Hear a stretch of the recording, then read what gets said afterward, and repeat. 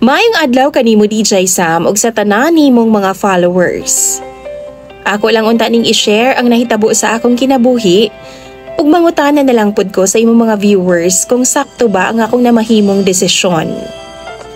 Tawagan na lang ko sa pangalang Kay. Na ako'y duha ka mga anak ug puro na pud sila estudyante.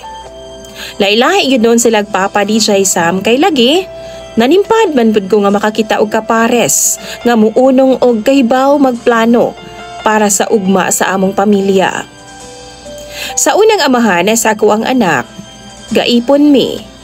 Pero di ko kulatado. Kaso, nadalang siya sa iyahang mga bisyo ug mga barkada. Maong ako sab siyang gibiyaan DJ Sam. Pero among anak, naa niya. Kay kahibaw man kong duna sila'y kaya. Ug adto mga panahon na DJ Sam, ganid pud kong manarbaho. Pero, nagasuporta gihapon ko sa amo ang anak DJ Sam. Hangtod nga nang labay ang pipila ka katuigan DJ Sam. Nakakita ko og lalaki nga gatuo kong panggaon ko ug respetuhon. Apil na pud ang akong anak DJ Sam, iyahang dawaton. Gaipon una mi DJ Sam, taas pud nga katuigan.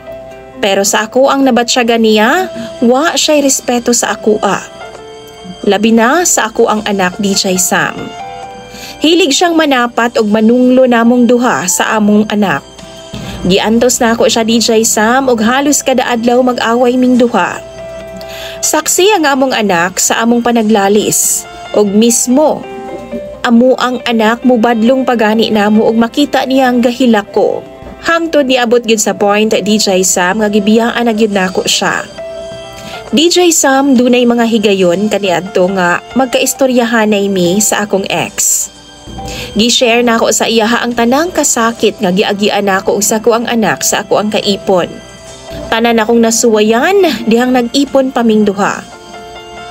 Wa na ko nauwaw DJ Sam nga nihilak og sabay pod bakho sa iyahang atubangan.